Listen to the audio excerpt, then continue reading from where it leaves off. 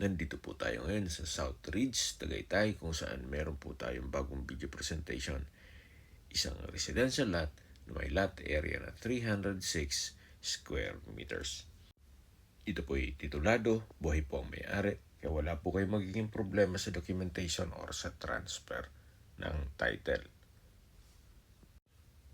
Napakatahimik po ng lugar, sariwang hangin, at malamig po ang klima. Napakaganda po nitong gawing retirement place ninyo at nasa mataas na lugar po itong property. Ang estimated elevation above sea level ay 1,899 feet.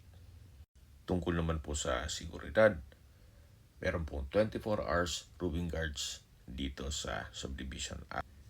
Sa presyo na po tayo, binebenta po ito ni owner sa halagang 19,500 pesos per square meter.